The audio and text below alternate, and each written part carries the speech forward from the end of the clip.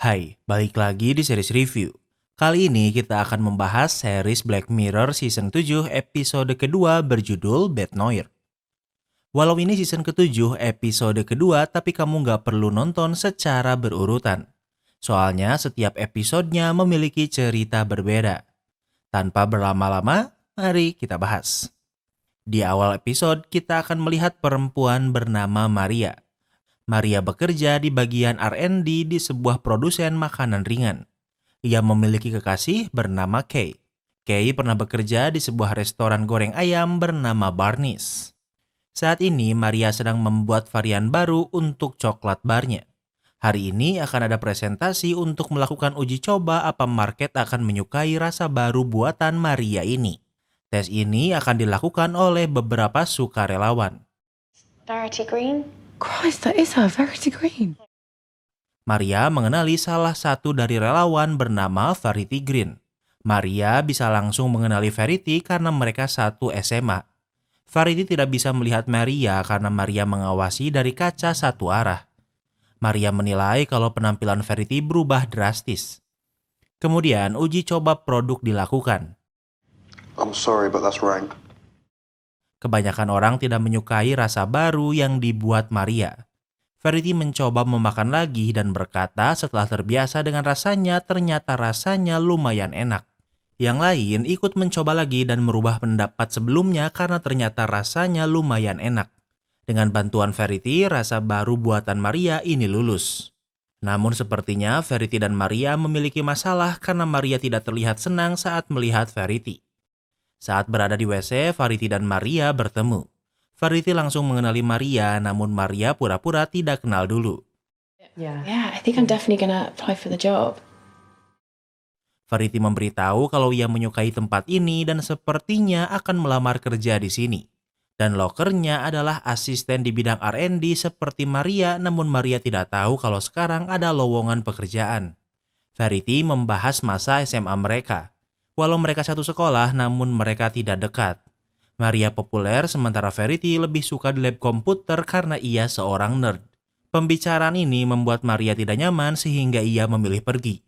Sebelum pulang, Maria memeriksa website perusahaan. Ternyata perkataan Verity benar karena memang ada loker untuk posisi asisten peneliti.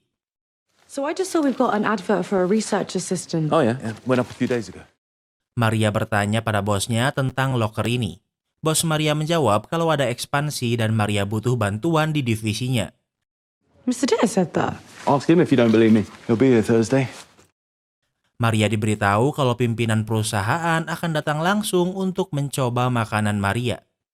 Saat di rumah, Maria memberitahu Kay tentang Verity. Zero social skills. She had this mad hair. Maria menggambarkan Verity sebagai anak yang aneh. Verity sangat pintar, bahkan mungkin terlalu pintar. Ia tidak bisa berbaur dan juga rambutnya berantakan. Selain itu, ada juga rumor yang berkata kalau Verity memiliki hubungan romantis dengan salah satu guru. Tidak ada bukti tentang rumor ini, namun semua murid membicarakannya. Ada murid lain yang bernama Natalie yang sangat jahat pada Verity dan terus mengejeknya karena Verity adalah sasaran empuk. Inilah yang membuat Maria tidak nyaman dengan Verity karena saat di sekolah Maria adalah salah satu pembuli Verity. Keesokan harinya, Verity melakukan interview dengan bos Maria. Seperti perkataan Maria, Verity pintar sehingga ia masuk universitas bergengsi. Bahkan untuk posisi yang ia lamar, Verity bisa dibilang overqualified. Hanya melihat Verity dan bosnya tertawa cukup untuk membuat Maria merasa tak nyaman. This is Verity. Tak butuh waktu lama, Verity diterima dan akan mulai bekerja sekarang juga. Semua orang terlihat senang kecuali Maria. Hey again. How about right here? Namun Maria masih menutupi ketidaksukaannya pada Verity saat di depannya. Maria menemui bosnya dan bertanya kenapa Verity sangat cepat diterima. Ia menjawab berdasarkan portofolionya, Verity bisa menjadi aset berharga bagi perusahaan. She was just a bit A bit. odd. Maria memberitahu kalau Verity pintar namun ia adalah orang yang aneh. Namun ini tak cukup untuk merubah pikiran bos Maria. Saat pulang, Maria curhat pada kekasihnya kalau ia marah karena Verity diterima kerja. Ini semakin menunjukkan kalau Maria memang tidak menyukai Verity. Keesokan harinya, Maria bertemu bosnya di dalam lift. Bosnya akan memasukkan Verity di tim Maria dan tentunya Maria tidak suka. Namun Maria tidak memiliki power untuk menolak dan terpaksa menerimanya. Verity sudah bergabung dengan tim dan sepertinya semua orang kecuali Maria menyukai Verity.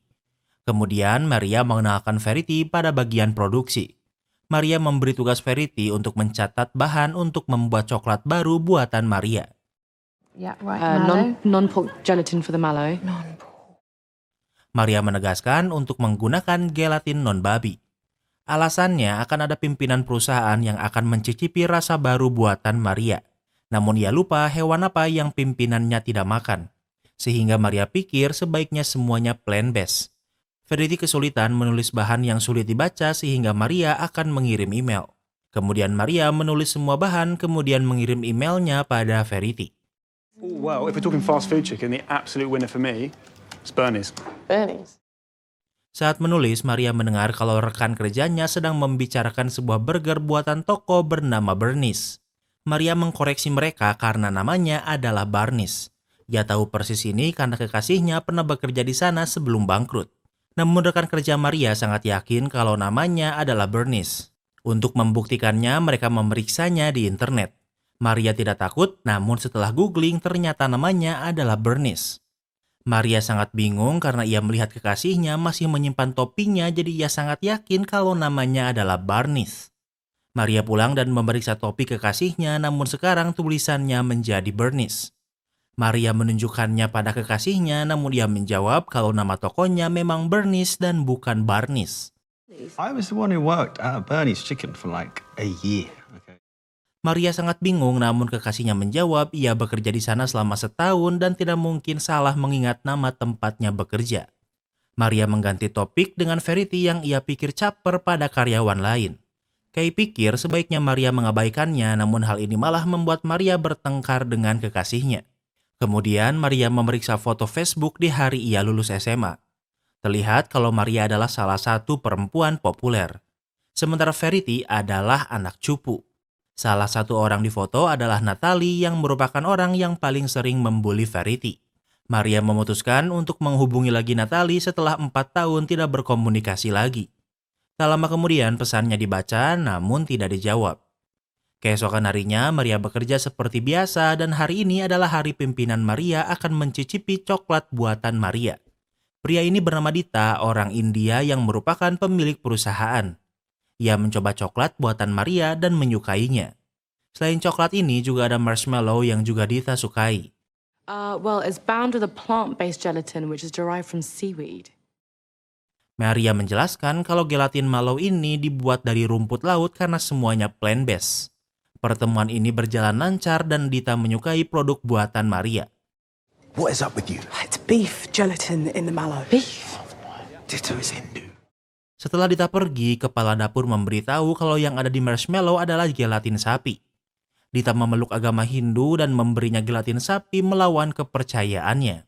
Maria menyalahkan kepala dapur, namun ia membantah karena ia hanya membuat sesuai dengan bahan yang ditulis Verity. Verity's list. Hal ini dimanfaatkan Maria untuk menjatuhkan Verity di depan bosnya. Namun Verity menjawab kalau Maria hanya berkata gelatin non-babi. Bosnya pikir mungkin ini hanya salah paham. Maria tidak ingin disalahkan sehingga berkata kalau ia sudah menulisnya di email dan semua ini adalah kesalahan Verity. Sorry, Maria, but in the email you sent me, it just says non-pork gelatin. Verity membantah karena dari email itu yang ditulis adalah gelatin non-babi. Tentu cara membuktikannya adalah dengan memeriksa email itu. Saat diperiksa, tulisan di email itu adalah gelatin non-babi seperti perkataan Verity. Maria sangat bingung karena ia sangat yakin kalau ia menulis kata karaginan. Ia mengingatnya karena ia sendiri tidak tahu cara menulisnya sehingga menggunakan autocorrect. Namun sekarang yang ia lihat adalah gelatin non-babi. I think you owe Verity an apology. That is not what I wrote. Bos Maria pikir sebaiknya Maria meminta maaf, namun Maria menjawab kalau bukan ia yang menulis email ini. Situasi menjadi canggung, kemudian Maria berbicara berdua dengan bosnya. Maria pikir kalau Verity yang merubahnya, namun ia tidak memiliki bukti. Namun bosnya pikir kalau Maria memiliki masalah pribadi dengan Verity sehingga tidak bisa objektif. Saat di rumah, Maria menceritakan ini pada kekasihnya.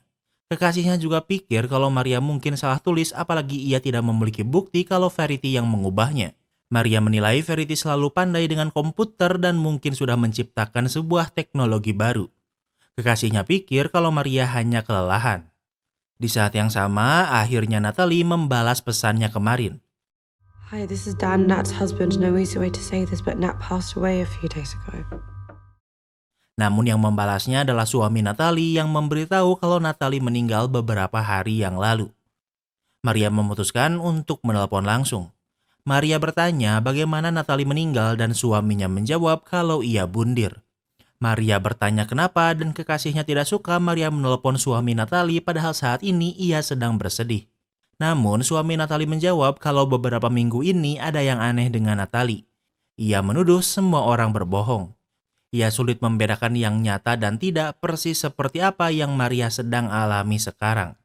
Maria bertanya apa Natalie pernah menyebut nama Verity Green, namun ia membantahnya. Kekasih Maria pikir kalau Maria berlebihan dengan ingin menyambungkan kematian Natalie dengan Verity. Keesokan harinya, Maria ke kantor namun belum ada siapapun. Tak lama kemudian, Verity muncul berkata kalau orang-orang sedang rapat. Maria tidak tahu ada rapat dan Verity berkata kalau kemarin bos mengirim email. Maria memeriksa kotak email namun tidak menemukannya. Verity berkata mungkin itu ada di spam namun Maria tidak memeriksanya. Do you have a problem with me? Verity bertanya apa Maria memiliki masalah padanya, namun Maria membantahnya. Verity membahas kalau Maria juga membulinya saat masih SMA. Maria membantah dengan berkata kalau ia tidak pernah memperhatikan Verity saat di sekolah. Verity membahas tentang rumor yang tersebar dan Maria masih pura-pura tidak tahu. Rumor itu tentang Verity yang memiliki hubungan dengan seorang guru. Verity susah bersosialisasi sehingga ia tidak memiliki teman. Satu-satunya yang mau menemaninya adalah guru itu. Namun karena rumor yang tersebar membuat guru itu dipecat dan Verity menjadi kesepian. Kids can be fucking awful. They're just kids, they're not thinking. Maria menjawab kalau mereka hanya anak-anak dan tidak berpikir panjang. Alasan klasik pembuli yang tidak pernah merasa dirinya membuli seseorang. Verity sudah muak dengan Maria namun ia tidak melakukan apapun. Di depan Maria, Verity meminum susu almond milik salah satu karyawan lain. Orang ini selalu marah karena ada yang meminum susu almondnya dan ternyata itu adalah Verity. Verity meminumnya hingga menjatuhkannya di lantai sambil melihat Maria, kemudian ia pergi begitu saja. Tak lama kemudian semua orang selesai rapat dan kembali. Pemilik susu almond marah karena melihat susu almondnya di lantai. Satu-satunya orang yang tidak ikut rapat adalah Maria sehingga semua orang melihat ke arah Maria. Namun Maria membantah dengan berkata kalau ini adalah ulah Verity. Verity playing victim dengan berkata kalau Maria tidak menyukainya dan selalu membulinya. Namun Verity berkata kalau justru Marialah yang meminum susu almond itu. Tentu Maria membantahnya apalagi ia juga memiliki alergi kacang. Di kantor ada CCTV sehingga mereka akan memeriksanya untuk membuktikannya. Tentu Maria pikir kalau ia akan menang. Namun saat diperiksa, di rekaman terlihat kalau Maria merebut susu almond kemudian meminumnya. Maria bingung kenapa rekaman CCTV berbeda karena ia yakin ia tidak melakukannya. Namun dengan rekaman ini membuat posisi Maria memburuk. Maria berkata ia tidak mungkin melakukannya karena ia memiliki alergi kacang. Namun mereka bingung apa itu alergi kacang. Alergi kacang lumayan umum dan Maria bingung kenapa mereka bingung seolah baru pertama kali mendengarnya. Maria menggunakan Google namun saat mencari kata nut allergy tidak ada satupun hasil penelusuran tentangnya. Maria menuduh Verity kalau ini adalah ulahnya. It's that pendant thing. Maria, Oh my god. look. She's changing things. Maria menyadari kalau Verity terus memegang kalungnya dan berpikir inilah cara Verity merubah kenyataan. Maria mencoba merebut kalung itu namun yang terlihat adalah seolah Maria sedang mencoba menyerang Verity. Maria berbicara dengan bosnya berdua. Ia tidak ingin memecat Maria sehingga ia memilih untuk memberi waktu Maria beristirahat dan mencari psikolog. Di malam hari, Maria tidak langsung pulang dan menunggu di parkiran. Alasan Maria belum pulang karena ia berencana untuk mengikuti Verity. Maria terus mengikutinya hingga ke rumah. Rumahnya sangat besar untuk orang yang bekerja sebagai asisten R&D. Maria bisa menyelinap masuk dan ia tidak melihat siapapun. Maria memecahkan kaca untuk membuka pintu dari dalam. Saat di dalam, rumah ini lebih terlihat seperti ruang server daripada rumah. Maria terus menelusurinya dan sampai di kamar Verity. Saat ini Verity sedang mandi sehingga Maria harus cepat mencari kalung itu. Ia melihat sebuah lukisan yang menunjukkan seolah Verity adalah seorang dewi. Di sana juga ada banyak foto seolah Verity adalah orang terkenal, bahkan ada di halaman depan majalah. Tak hanya itu, Verity juga seorang astronot. Tak jauh dari sana, Maria berhasil menemukan kalung Verity. Kalung ini bukan kalung biasa karena ada sensor fingerprint yang tidak bisa mengenali fingerprint Maria. Di saat yang sama, Verity selesai mandi sehingga Verity bersembunyi di kolong kasur.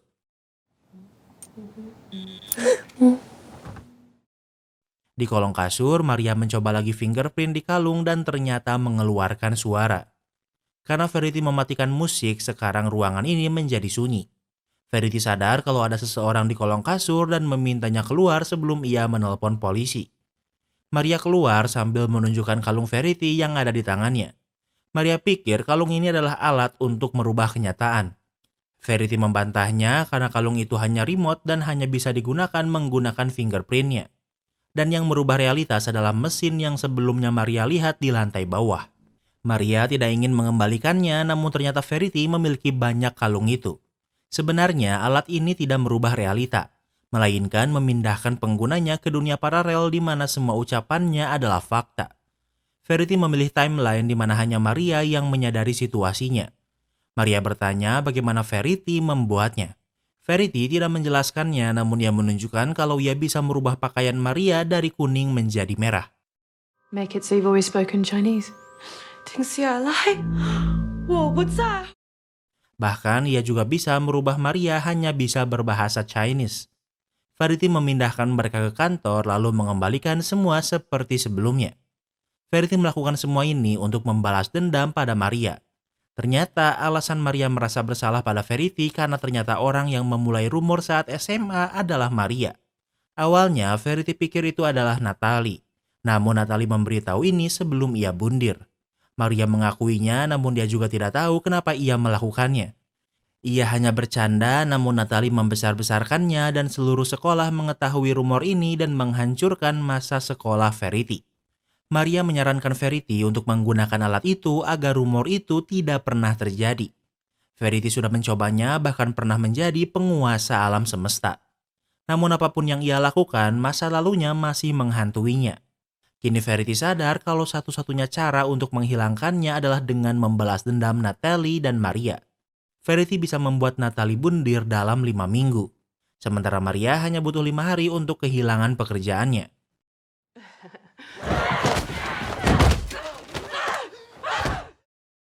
Tiba-tiba Maria menyerang dan berhasil memojokkan Verity. Namun Verity berhasil menggapai kalungnya dan berkata kalau polisi sudah di sini karena Maria menerobos masuk rumahnya dengan pisau. Tiba-tiba di tangan Maria ada pisau. Tak lama kemudian 2 polisi muncul memojokkan Maria. Maria menyerah dan akan menyerahkan diri.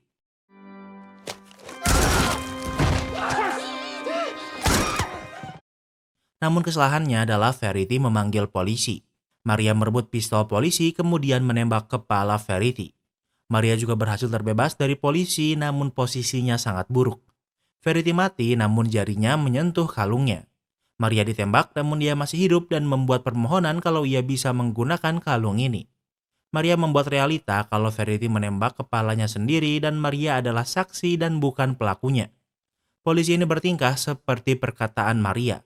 Maria sadar kalau ia bisa melakukan apapun dengan kalung ini. Ia bahkan membuat dirinya menjadi ratu alam semesta. Kini ia menjadi ratu seperti yang ia katakan dan dengan begitu Black Mirror Season 7 episode 2 pun berakhir. Kini kita masuk ke sesi rating. Yang pertama adalah tema. Mimin suka temanya karena liar banget. Cuma emang pace-nya pelan banget karena gongnya disimpan sampai akhir episode. Pada dasarnya motivasi terbaik memang adalah balas dendam. Jadi untuk tema, Mimin kasih rating 8/10. Yang kedua adalah logika. Secara logika, memang Black Mirror bukan yang untuk dipikirin masuk akal atau enggaknya.